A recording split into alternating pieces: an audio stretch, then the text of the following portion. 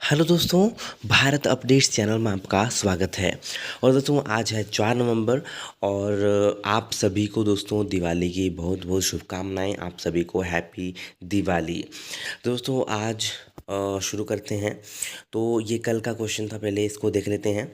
The consult app launched by the union minister Shri Nitin Gadkari is इसका right answer रहेगा option number D. जिन्होंने option number D answer दिया है, knowledge app is the right answer. Okay, तो दोस्तों आज का हम देख लेते हैं यहाँ पे क्वेश्चन क्या है। तो which bank was selected as the programme manager for the $300 million first loss risk sharing instrument launched by the World Bank and NITI Aayog to finance e vehicles. तो इसका आपको आंसर जो है यहाँ पे बताना है। ऑप्शंस रहेंगे आपके Federal Bank, Canara Bank, IDBI Bank, Indian Bank या स्टेट बैंक ऑफ इंडिया। ठीक है, क्वेश्चन एक बार फिर से देख लेंगे। Which bank was selected as the programme manager for the $300 million first loss risk sharing instrument launched by the World Bank and NITI Aayog to finance e vehicles. Okay, ये option है, इसका आपको आंसर देना है। ठीक है, चलिए आज का पहली अपडेट। हिमाचल में 24 घंटों में आए कोरोना के 138 नए केस, 17 हुए ठीक। कांगड़ा में 44, मंडी में 27, हमीरपुर में 24, ऊना में 18, बिलासपुर में 11, शिमला में 8, कुल्लू में 2, सोलन में 2, सिरमौर में 1, लाहौल स्पीति में 1। और कुल संक्रमितों की संख्या की बात करें तो 2,24,557 और एक्टिव केस हैं 1,860। अब तक जो है 2,18,931 जो हैं ठीक हो चुके हैं।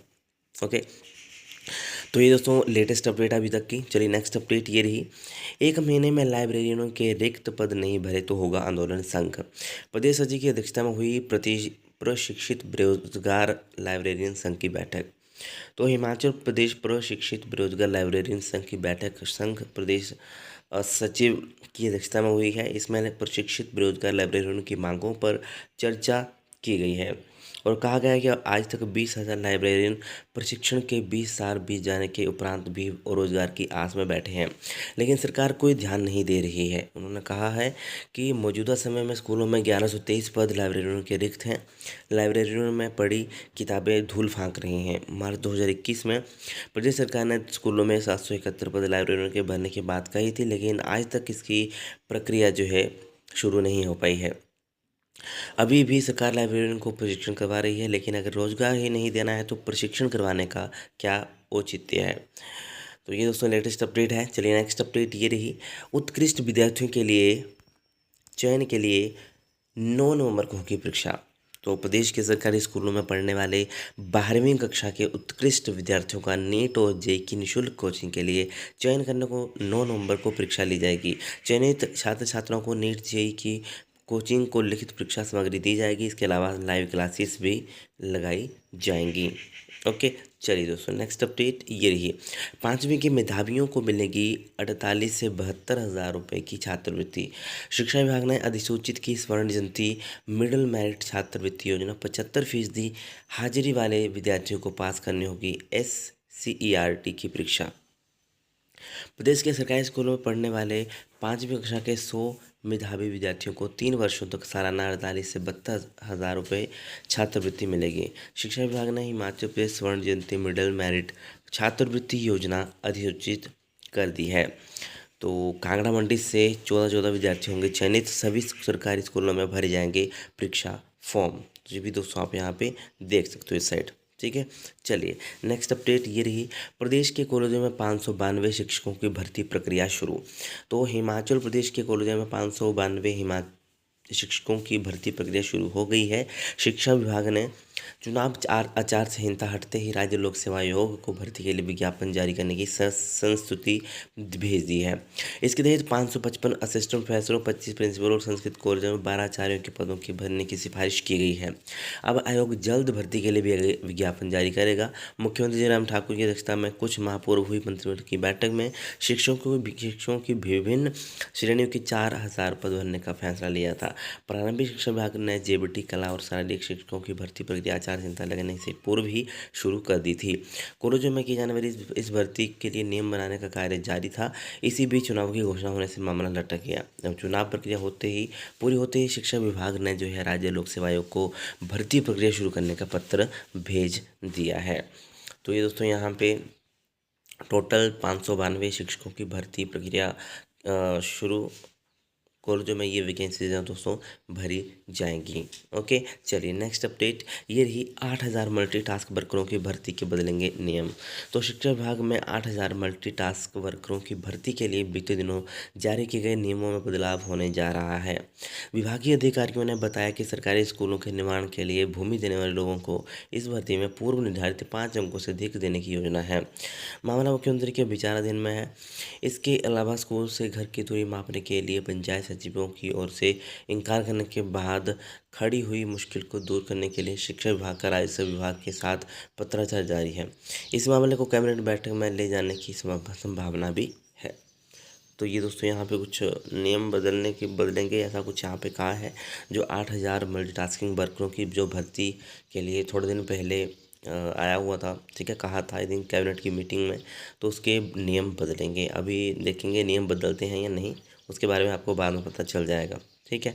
चलिए नेक्स्ट अपडेट ये रही, इक्डोल से बीएड करने का क्रेज़ बरकरार, इस बार 725 आवेदन। दोस्तों हिमाचल प्रदेश विश्वविद्यालय के दूरवर्ती शिक्षण संस्थान इक्डोल से बीएड कोर्स करने का क्रेज़ कम नहीं हुआ है। इस बार भी कोरोना से बने विपरीत हालात के बावजूद इस कोर्स में प्रवेश को आवेदन करने वालों का आंकड़ा 725 तक पहुंच गया है। यह बीते सत्र में 700 तक था।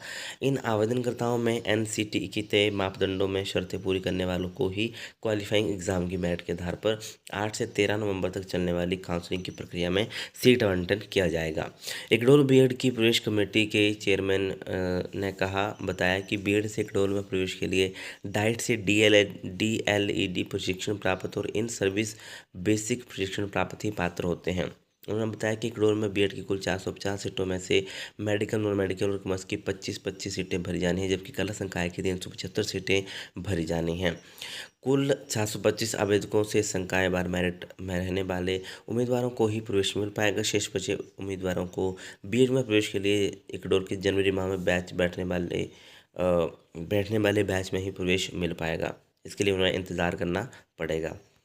तो ये दोस्तों लेटेस्ट अपडेट है बीएड छात्रों के लिए, आयुष रोल बीएड के लिए आप यहाँ पे देख सकते हो, ठीक है। नेक्स्ट अपडेट दोस्तों ये रही, टर्म 1 परीक्षाओं में 84 केंद्रों का जिम्मा संभालेंगी शिक्षाएं। सावित्रीबाई फुले के सम्मान में बीएड बोर्ड ने अधीक्षक उपाधीक्षक की सौंपी जिम्मेदारी। कांगड़ा में सबसे अधिक 18 केंद्रों की कमान संभालेंगी शिक्षिकाएं। चलिए नेक्स्ट अपडेट दोस्तों ये रही, दिवाली का तोहफा पेट्रोल 5, डीजल 10 रुपये सस्ता। केंद्र सरकार ने उपचुनाव के नतीजों के अगले दिन किया उत्पाद शुल्क उठाने का ऐलान। दावा, किसानों को मिलेगी रबी फसल में बड़ी राहत। 2.10 लाख करोड़ का बोझ पड़ेगा। हिमाचल सरकार जल्द घटाएगी वैट। जयराम, प्याज के दाम भी 12 रुपये तक घटाने की पहल।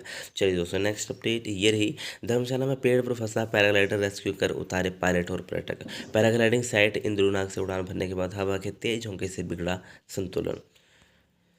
नेक्स्ट अपडेट ये ही दोस्तों, दीपावली पर आज मौसम साफ, कल बारिश और बर्फबारी के आसार। तो दिवाली पर वीरवार को प्रदेश में मौसम साफ रहेगा। 5 नवंबर को कई क्षेत्रों में बारिश और बर्फबारी का पूर्वानुमान है। 6 और 7 नवंबर को धूप खिली रहने की संभावना है दोस्तों, ठीक है। नेक्स्ट अपडेट दोस्तों ये रही, जेपटी प्रशिक्षु बोले मांगे नहीं मानी तभी उपचुनाव में हमला दबाया नोटा। भर्ती प्रक्रिया में बीएड वालों को भी शामिल करने से नाराज है संयुक्त मोर्चा। तो ये दोस्तों यहाँ पे लेटेस्ट अपडेट है। और मोर्चा अधिकारी ने 12 मई 2019 को ही परीक्षा का परिणाम अभी नहीं निकलने पर नाराजगी जताई है। तो ये कुछ यहाँ पे इन्होंने कहा है। नौकरी नहीं मिलने से नाराज जेपटी टीआर छात्रों ने नोटा दबाकर सरकार का विरोध किया है। चलिए दोस्तों नेक्स्ट अपडेट ये रही, डिपो में 15% सस्ते मिलेंगे मसाले, बासमती चावल, साबुन। महंगाई पर नियंत्रण के लिए कसरत, अगले महीने से मिल सकती है सुविधा। डिपो में पहुंची मार्वल चाय। चलिए नेक्स्ट अपडेट ये रही, 15 और 18 और 20 दिसंबर को होगी एचएएस की मुख्य परीक्षा। दोस्तों हिमाचल प्रदेश प्रशासनिक सेवा यानी कि एचएएस की मुख्य लिखित परीक्षा 15 से 18 और 20 दिसंबर को होगी। राज्य लोक सेवा आयोग ने नवंबर और दिसंबर की परीक्षाओं का शेड्यूल जारी कर दिया है। तो यह दोस्तों आप यहाँ पे देख सकते हो,